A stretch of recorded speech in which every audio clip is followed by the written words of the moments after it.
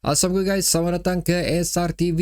Ini adalah puncak bagi segala perlawanan kita untuk di saingan Liga Super bagi tahun 2023 ni. Banyak benda yang aku ingin share dengan kamu kerana kita sekali lagi bakal mengalami satu peristiwa yang jarang kita akan alami lah. Tapi walaupun pun benda ni sudah dalam season ni 2 kali kita alami. Cuma itu je lah, macam rare lah untuk kita tengok benda ni. So aku rasa ini adalah kenapa reason aku sendiri merasakan ini adalah merupakan satu perlawanan yang penting dari segala sudutnya.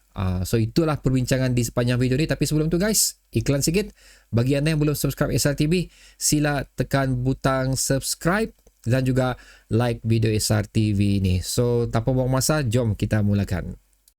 Okey, seperti mana kamu tahu, biasa video aku ni akan dimulakan dengan head to head dulu. Lepas tu baru sebelum sepak mula. Tapi aku skip head to head, aku terus ke sebelum 90 minit kerana banyak benda yang aku ingin share dengan kamu. Ini adalah hasil daripada update news terkini dan juga beberapa statement yang dikeluarkan oleh OKS dan Sabah FC sendiri mengenai status kelab kita ni. Tapi apa yang aku memulakan di sini adalah kenapa perlawanan ini menjadi perlawanan tumpuan di antara semua perlawanan yang ada bagi perlawanan ke-26 bagi mana-mana pasukan, kerana ini adalah merupakan masih lagi open peluang yang terbuka lah untuk kedua-dua pasukan untuk merebut tempat ketiga. Kalau JDT nombor 1 kita sudah tahu memang confirm diorang punya. Selangor pun memang kita sudah tahu diorang punya kerana diorang telah menewaskan Kedah. Dan the only perlawanan yang masih lagi mempunyai kehangatan tersendiri adalah Sabah menentang Kedah ni guys, kerana kedua-dua pasukan ingin mengekalkan kedudukan di tangga ketiga. Kenapa? Kerana duit habuan yang dijanjikan. Dan satunya adalah of course untuk menjaga status dan branding klub masing-masing. Itu adalah merupakan kenapa reason perlawanan ini adalah merupakan satu perlawanan tumpuan dan hangat serta penting untuk kedua-dua pasukan. Dan seterusnya ialah ada beberapa news yang menggembirakan dan juga sedih sedikit yang seperti mana kita semua tahu. Aku mulakan dulu dengan news sedih. Sekali lagi kita akan mengalami satu lagi peristiwa di mana satu player kita akan mengakhiri karier mereka di dalam arena bola sepak ni, spesiali bersama Sabah FC. Terdahulunya sewaktu menentang Pahang, Badrul Bakhtiar, dan kini Amri Yahya guys telah membuat keputusan untuk menamatkan kontrak atau memberhentikan perjuangan beliau bersama Sabah FC. Iaitu Amri Yahya, Wa'am, ketua kampung kita. Di sini aku mengucapkan terima kasih banyak-banyak kepada Wa'am di atas segala sumbangan yang telah diberikan bersama-sama Sabah FC sepanjang 3 musim ni.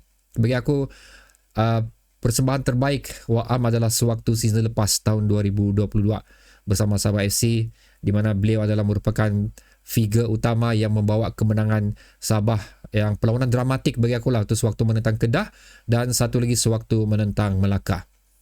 Itu yang ini boleh dikatakan macam comeback, lebih kurang macam tu, yang perlawanan menentang Melaka tu kalau aku nak silap. Jadi sekali lagi terima kasih untuk Wa'am. Aku mengucapkan all the best lah untuk perancangan yang akan datang. So yang good newsnya pula guys, di mana seperti mana yang kita tahu, banyak rumours yang mengatakan pemain akan meninggalkan Sabah FC. Ramai klub-klub berminat untuk mendapatkan hikmat pemain Sabah FC. Ini adalah kerana usaha OKS sendiri membawa pemain yang tepat ke dalam Sabah FC dan telah membentuk pemain tersebut. Sebelum ni macam agak sunyi, setelah bersama Sabah FC telah bersinar kembali dan menjadi tumpuan kepada klub-klub lain. Dan good news tersebut adalah dengan Roman Mercado dikatakan akan menandatangani pembaruan kontrak bersama Sabah FC. So di sini sedikit sebanyak menunjukkan hala tuju untuk klub Sabah FC bagi season akan datang, di mana mengekalkan key player yang seberapa banyak yang boleh lah. So setakat ni Roman Mercado saja. Yang lain-lain tu kita nak pasti lagi. Tapi bagi aku, kalau aku as a player dalam klub Sabah FC, bila aku tahu Roman Mercado akan tidak lama lagi melanjutkan kontrak bersama Sabah FC, aku boleh katakan is a good news lah untuk Sabah FC, kerana mereka masih mau cuba untuk mengekalkan pemain terbaik untuk mengharungi season yang akan datang. Especially kita akan ke round seterusnya pula untuk saingan AFC ni guys.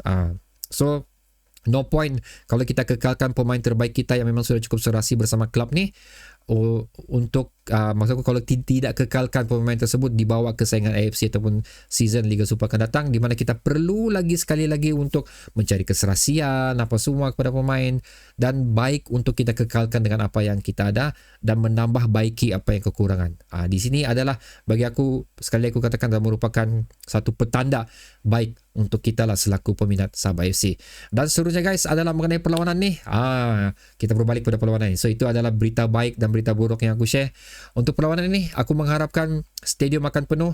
Dikatakan juga banyak penyokong-penyokong dari Kedah turun ke Sabah untuk menyaksikan perlawanan ni.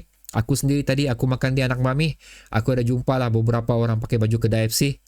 So itu adalah petanda awal lah yang kemungkinan besar stadium ni bakal dipenuhi oleh kedua-dua penyokong perlawanan ni. Kalau kita tengok dari statistik perlawanan, setakat ni sebenarnya Kedah bagi aku tampak gah lah, okay, untuk menerajui perlawanan ni, di mana putusan terbaik mereka adalah sewaktu berjaya mengikat JDT 3-3 pada perlawanan tersebut di laman mereka sendirilah. So the only team yang berjaya membuat keputusan seri dengan Kedah, dengan JDT untuk tahun 2023 ni, walau macam mana pun perlawanan terakhir sewaktu cuba merebut tempat kedua dengan Selangor, mereka tewas di gelanggang mereka sendiri sebanyak 1-0, tapi masih menunjukkan corak permainan yang cukup bagus sebenarnya. Manakala Sabah FC pula guys, seperti kita tahu, untuk perlawanan sewaktu menentang PSM Makassar tersebut, ianya menjadi tanda tanya kepada kita lah, macam apa jadi sama Sabah FC ni? Beginikah perlawanan yang bakal kita tampilkan untuk menentang Kedah? Dan ramai yang cukup risau dengan keadaan ni guys. Tapi itu tidak macam yang orang masih menaruh keyakinan sebenarnya, kerana kita tidak mempunyai dua tonggak utama kita, iaitu Sifu dan juga Darren Lock pada perlawanan tersebut, di mana kedua tersebut dikatakan akan turun pada perlawanan ni untuk melengkapkan skuad kesebelasan terbaik kita bagi menempuh Kedah. Sebenarnya kita tahu kalau semua ni turun, seperti mana kita tengok perlawanan menentang Haipong, Kelantan, Terengganu, Hugang, Perak hari tu kita kurang satu, dan PSM Makassar ni menunjukkan di sini berapa pentingnya dua individu ni untuk berada dalam skuad kesebelasan utama Sabah FC. Cuma yang again kita risau ni satu ni lah, waktu menentang PSM Makassar, kita mempunyai ball possession yang cukup bagus, peluang yang cukup tinggi, tapi tidak disempurnakan oleh pemain-pemain Sabah FC oleh kerana sekali lagi Darren Lock dan juga Sifu tidak dalam kesebelasan utama. Dan adakah itu impact sebenar lah untuk Sabah FC sekiranya ketiadaan kedua pemain tersebut?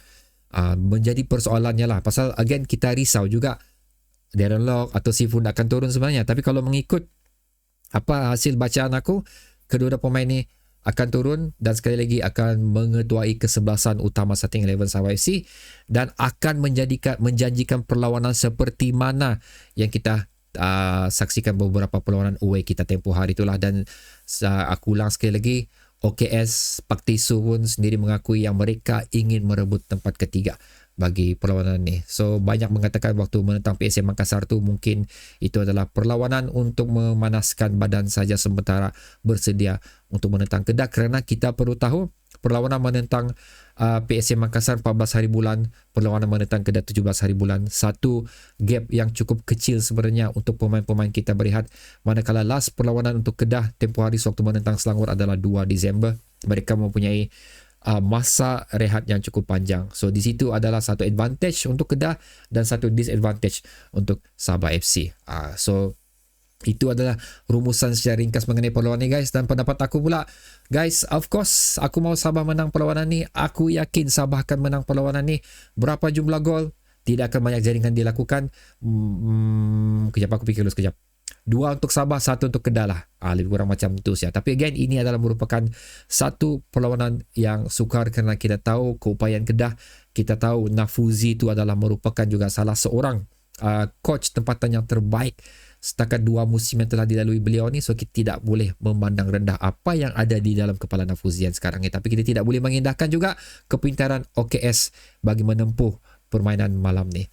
Okay guys, itu saja daripada aku. So aku ingin mendengar pendapat kamu pula. Sila tekannya di ruang komentar di bawah.